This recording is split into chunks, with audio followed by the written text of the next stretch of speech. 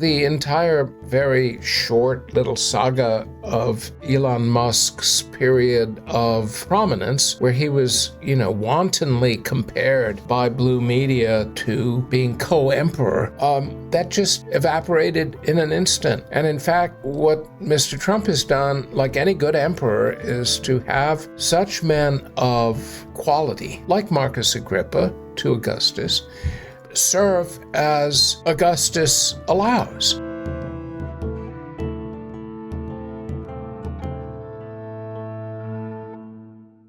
This is the Friends of History Debating Society. I'm Gaius. Germanicus is here. We're in Londinium. It's a beautiful spring evening in 91 AD. We have our second cup of wine.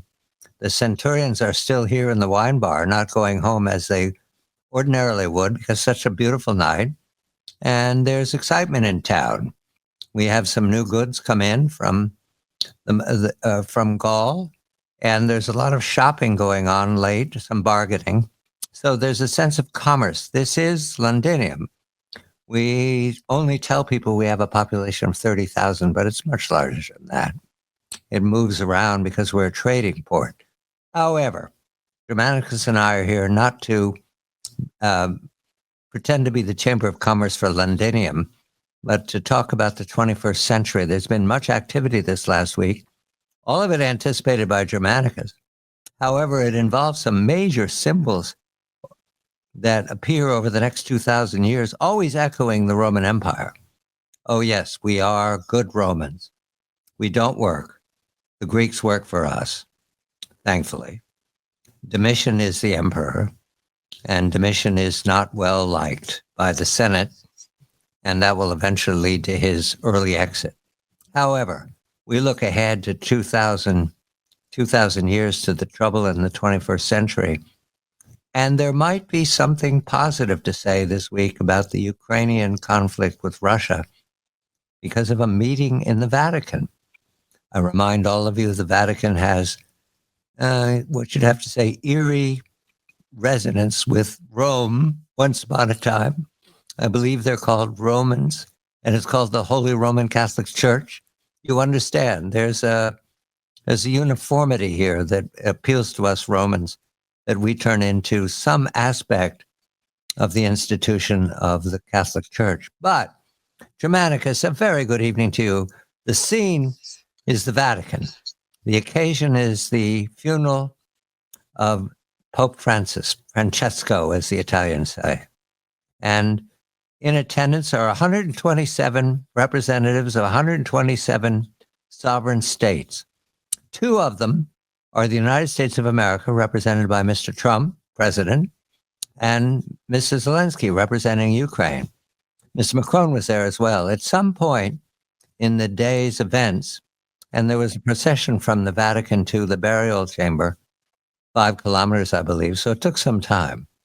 At some point in the day, I do not have the time, we have an image that will be forever part of the Trump administration's second term.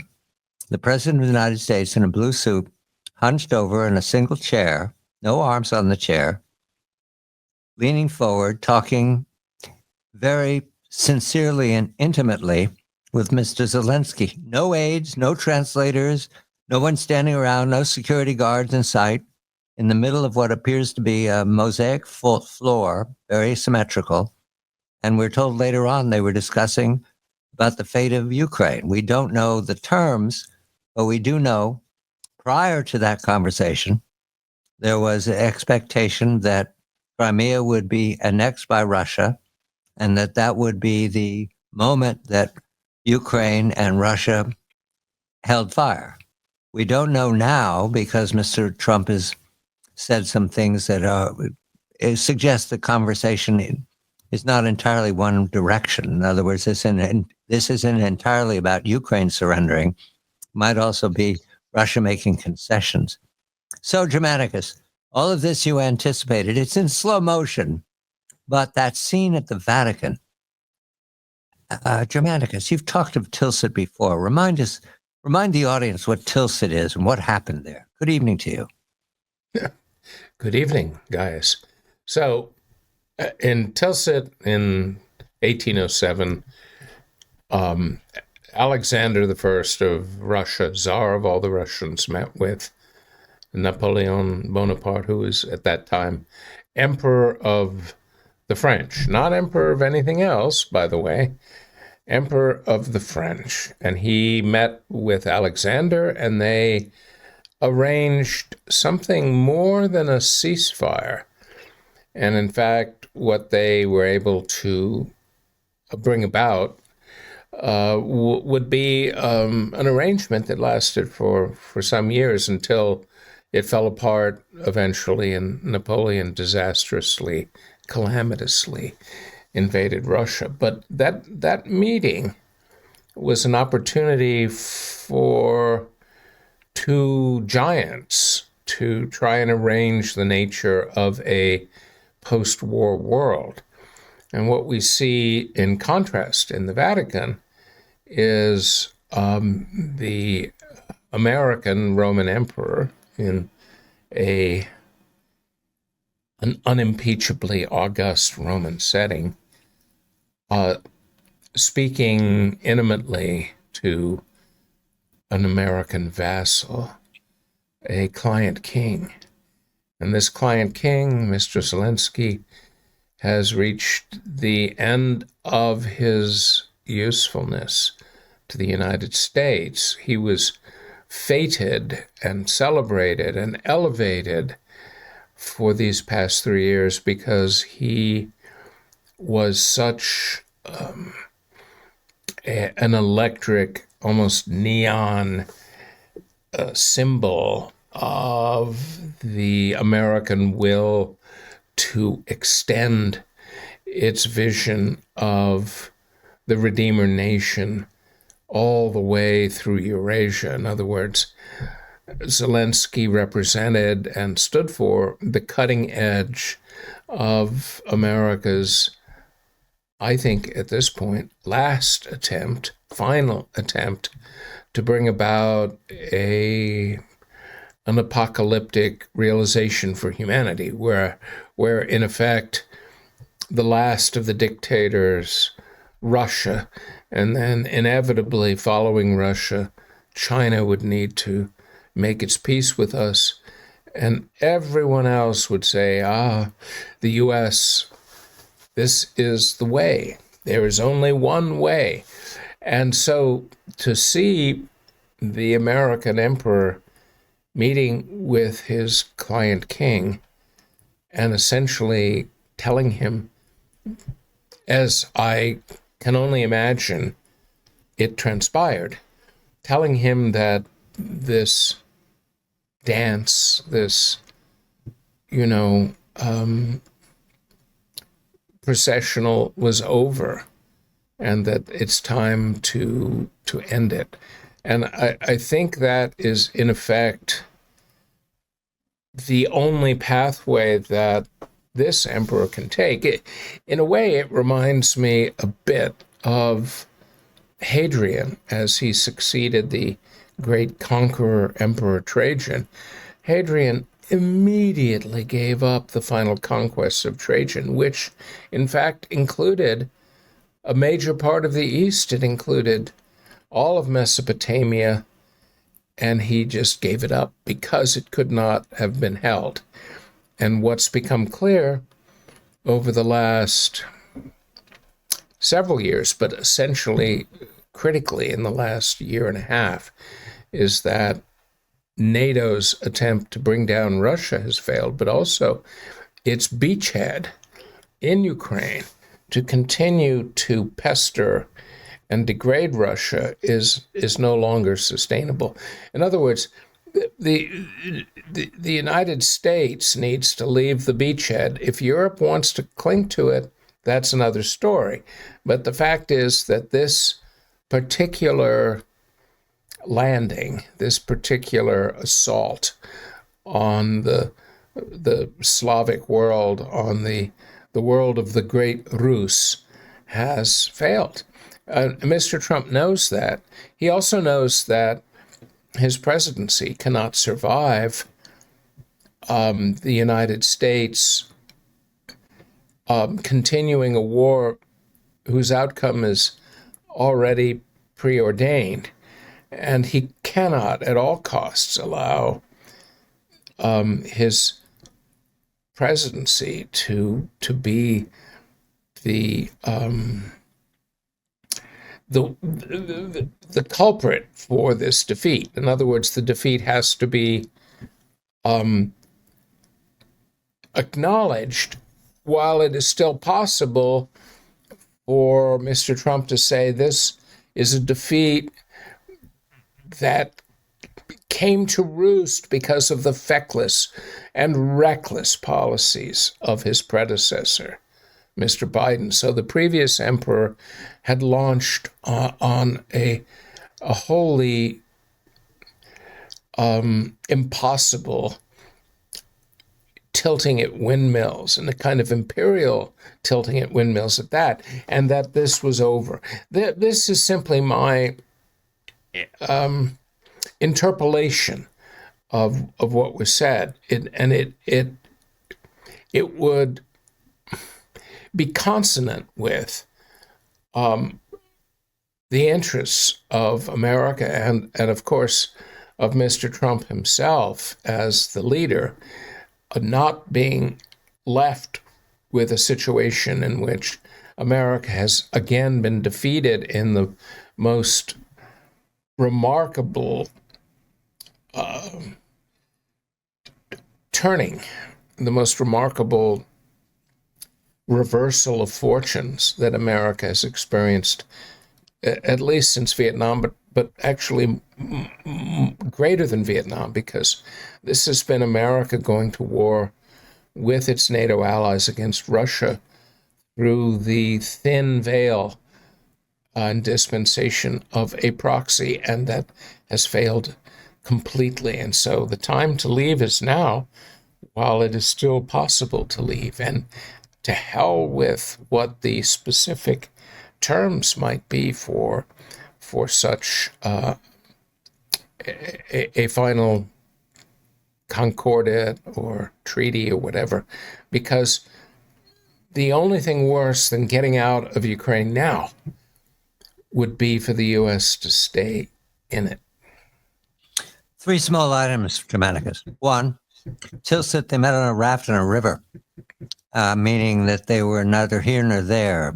Meeting at the Vatican is neither here nor there. That is another understanding of reality. 2nd, Macron appeared momentarily, I believe, in the gathering together, and there's a laughter in heaven, I believe. Napoleon saying, see, I had it right. They brushed France off because.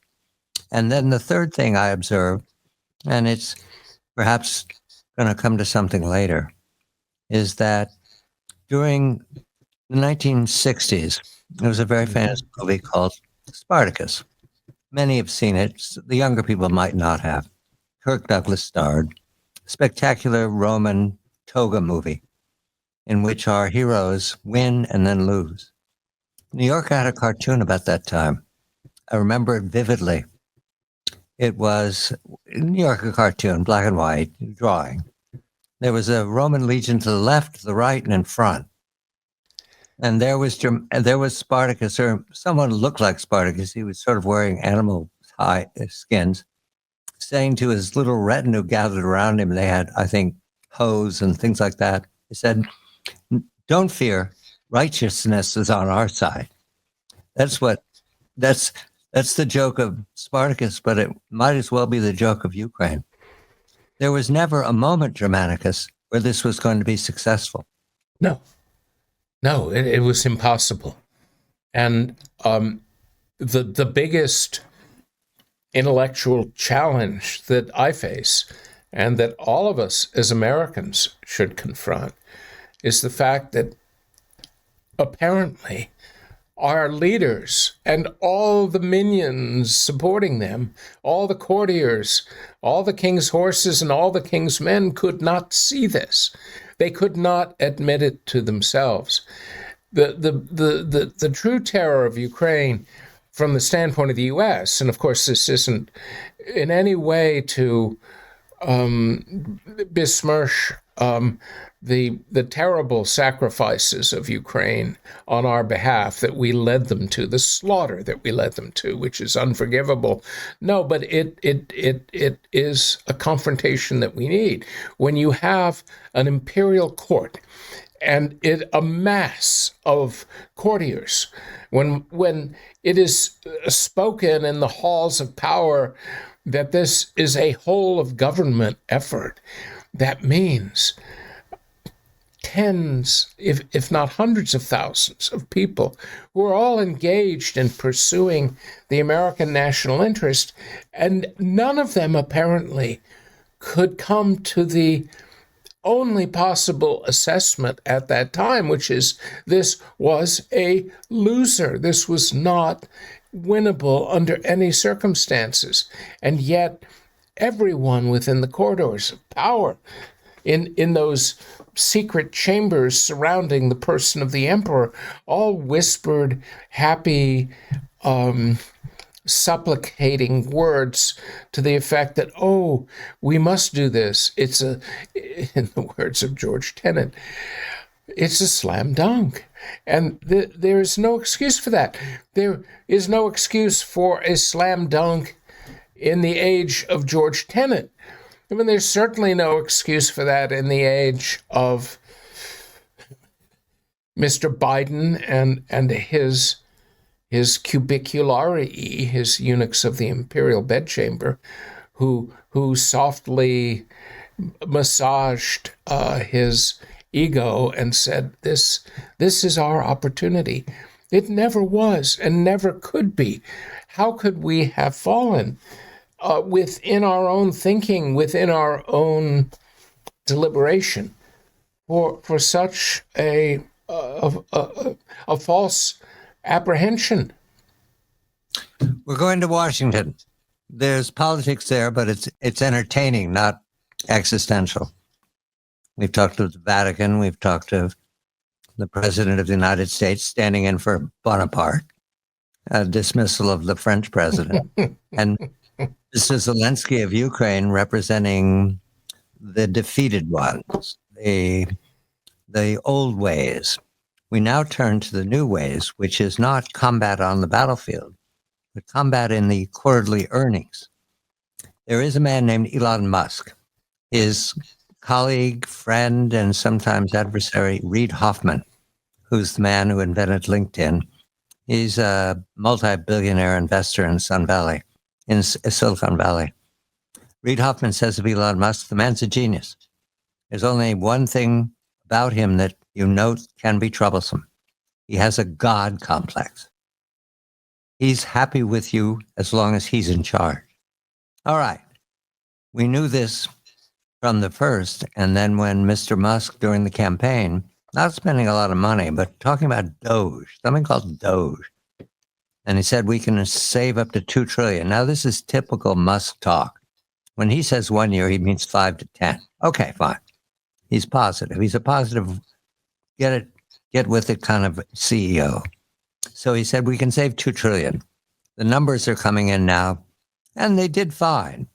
But the number is 150 billion. There's contention, but that's a number being floated on the media.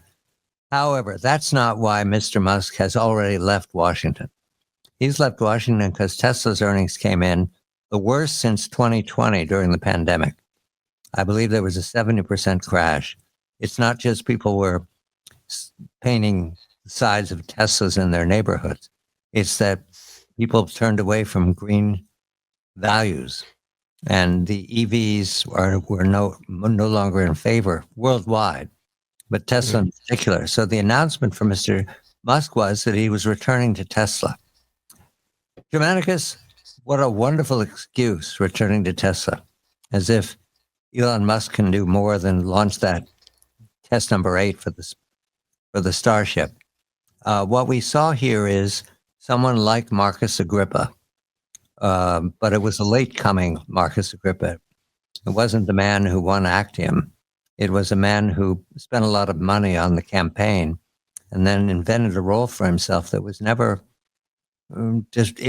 easily articulate. Doge, Department of Government Efficiency. What the heck is that? So The fact that Musk is now retreating, let's put it this way, he was blocked in his ambitions and he has other things that he must do. My understanding of this is that at some point, Mr. Trump smiled. How do you interpret this exit of Musk so quietly? The difficulty in analyzing the world that we inhabit is reaching for analogies that will open up our aperture on our own life in our own time and not confuse who we are. And the fact is that if Bernie Sanders says we live in an oligarchy, that is true, but it's an oligarchy that is deeply harnessed to the elite. And in fact, the actual oligarchy is an extension of that elite that owns the commanding heights, meaning that throughout the period in which the Church of Woke held sway, say from 2013 until this past November, most of the billionaires whom Bernie Sanders himself would call oligarchs were deep blue partisans. And the issue that has emerged is how do such powerful men and several women, like Steve Jobs' widow, have such an amazing leverage and power over our lives. And this opens up the prospect of understanding societies like Athens, for example, or other Greek city-states in the classical period, or Rome toward the end of the Republic, where you suddenly see the appearance of extraordinarily rich and powerful men emerge, not simply into prominence, but into positions where they can bargain for power. And one of the things that Trump has done, I think, is to try and harness that and not to let it ride roughshod. And here it might be controversial, certainly not something I've heard, but it was far more dangerous to have the oligarchs behind the scenes in the period of the Church of Woke, where deep blue oligarchs were essentially calling the shots. It's much less dangerous to have them out in the open, where they can, if they lose favor, that they can, retire to their latifundial estates. They can cultivate their own garden, as it were, and they can still retain salience, but they are more chastened. So one could argue that under the emperor, Mr. Trump, the oligarchs have less scope and less reign. And in fact, the entire very short little saga of Elon Musk's period of prominence, where he was, wantonly compared by blue media to being co-emperor, that just evaporated in an instant. And in fact, what Mr. Trump has done, like any good emperor, is to have such men of quality, like Marcus Agrippa to Augustus, serve as Augustus allows, and not to be seen as if they were dukes in a 10th century Holy Roman Empire, where they could stand up to an emperor and do whatever they pleased. This isn't that world. And so in many ways, the entire saga of Mr. Musk is a hopeful one. It speaks to the fact that the emperor could bring in a man of great leverage and influence and capability, and he could do what the emperor wished, and then he could retire or go on to other things, and that is the way it should be. I have to say that FDR did the same thing. Henry Kaiser, after Pearl Harbor, came to FDR and he said, I can build you 50 aircraft carriers in 1 year. Now, Henry Kaiser was a great industrialist. He was responsible for the Jeep. He delivered 50 carriers, and they were critical to our victory over Japan. But he didn't become, as blue media would accuse Elon Musk of, he never became anything like a co-emperor.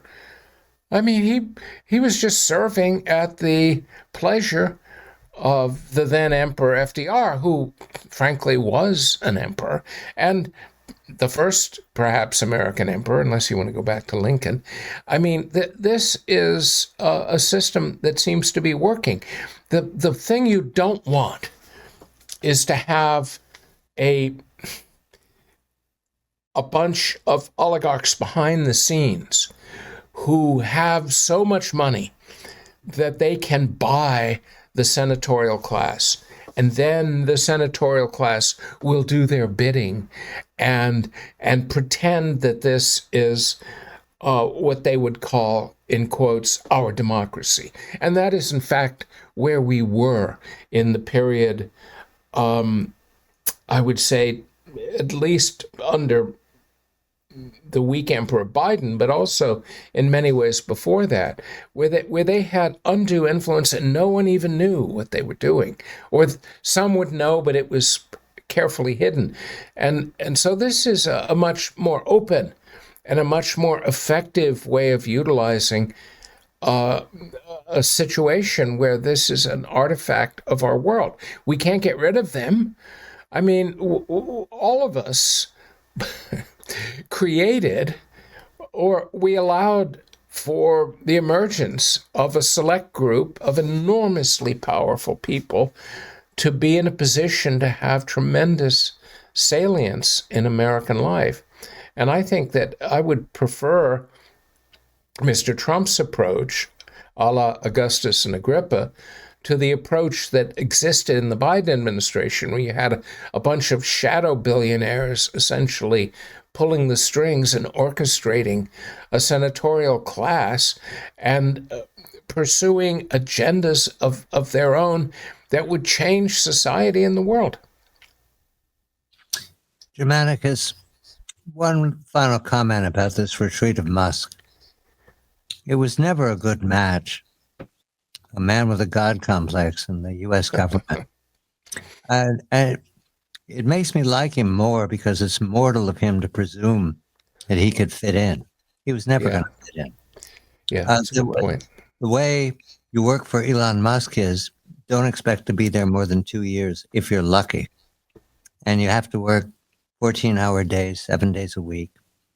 And there is no final say.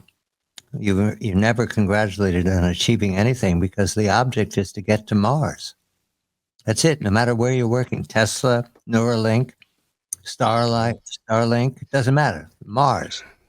And that Musk would think that that was efficient. Well, it makes him mortal, doesn't it, Germanicus? Yes.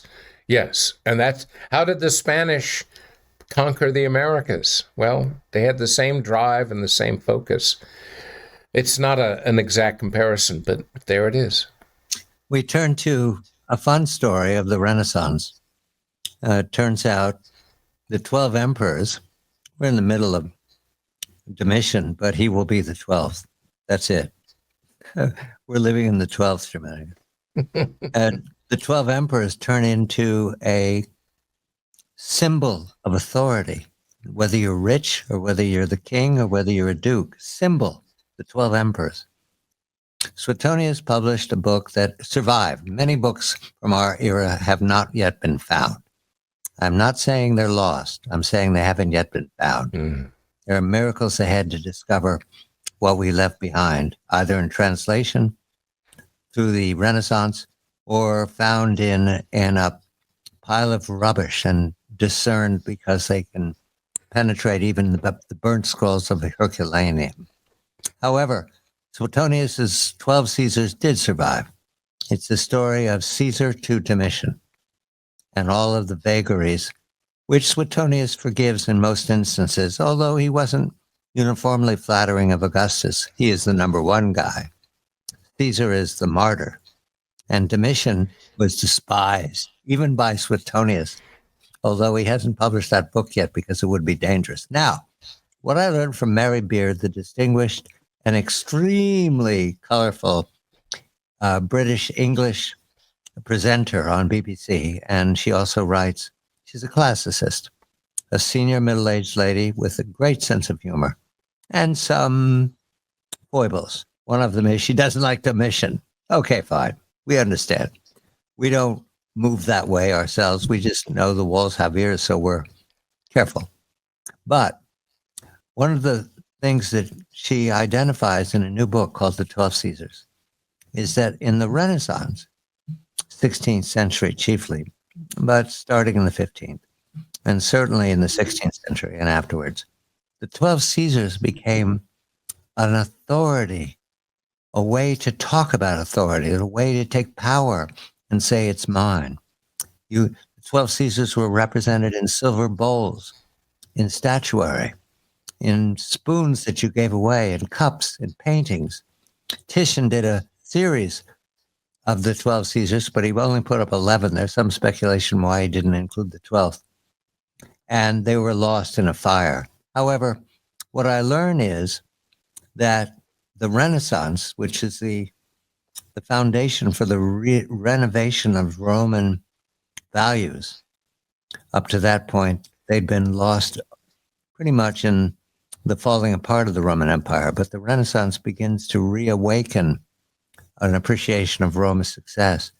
The Renaissance is the foundation for modernity, which we're speculating about.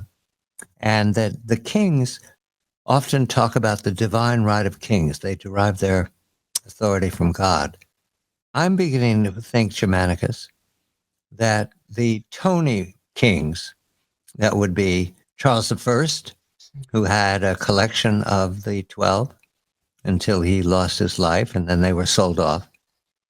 And certainly the Bourbons, and certainly the Vatican itself and Spain, they did collect the 12 Caesars and did talk about them and did trade them. And they were sold and bargained, and princes bid on them. They cost a lot of money. If you got a set of 12 of statuary, for example, there's some examples in Mary Beard's new book.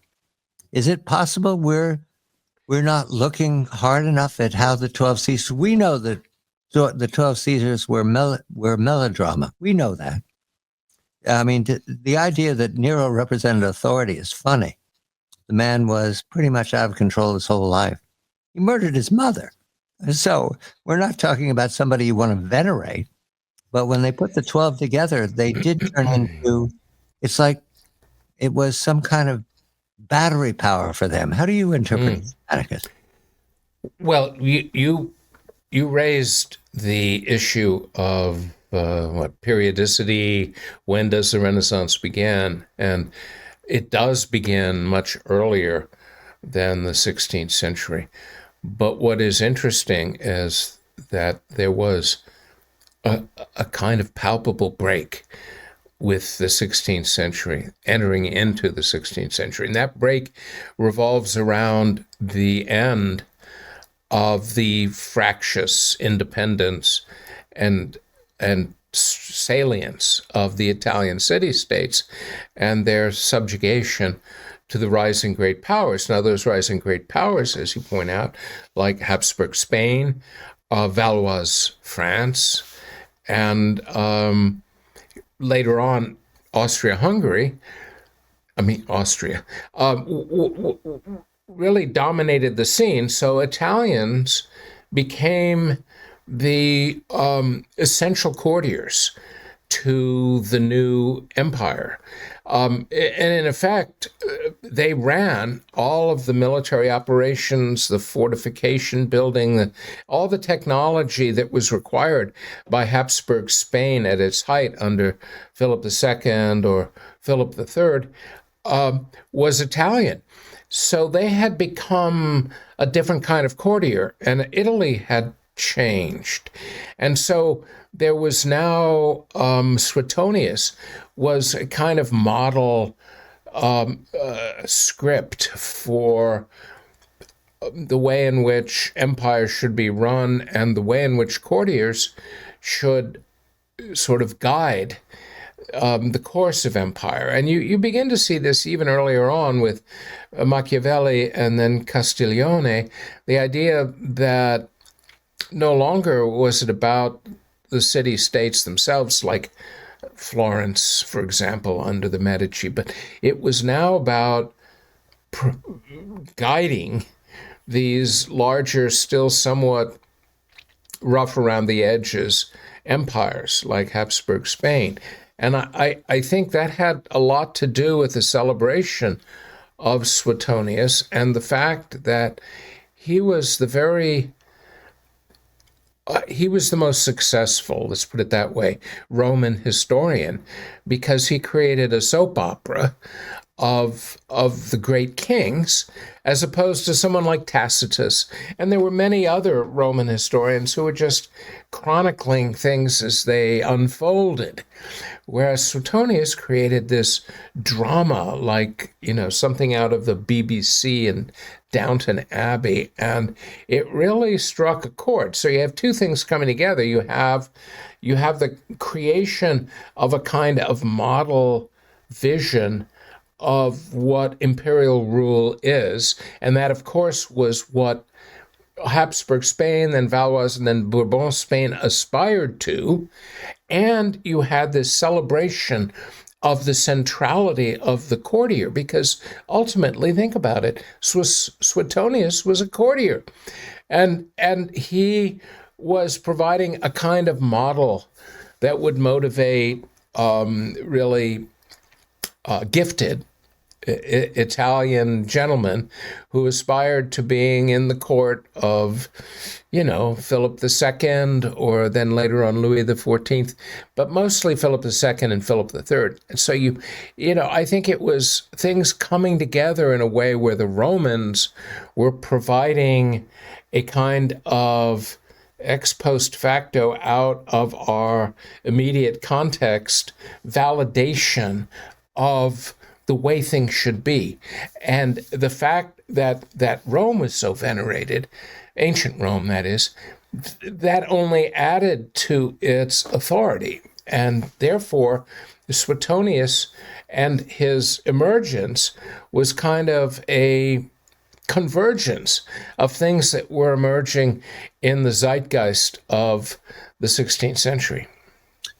Germanicus and Gaius are going to sacrifice to Augustus. And I note as I sacrifice tonight, that I'll remember Suetonius was not someone who wanted to turn Augustus into a saint in modern terms. He emphasized that when Augustus put people to death, he had reasons, but he does a lot. And he has their hands cut off, and he sends them into exile. He's cruel to his own daughter. He ravishes senators' wives in order to gain information. He's not a saint, but he certainly stands up against the other 11, certainly. And there's no special lesson here about a moral guide. There's just one darn thing after another, the first 12 emperors. So I will remember that when I sacrifice to him. And then we're going on to the theater. And Germanicus, I'm told there's a treat tonight. They're going to pantomime the murder of Caesar when he throws the cloak around him and falls to the ground. I know. It's a dramatic moment, but at the same time, it's philosophical, because without that murder, are we the empire?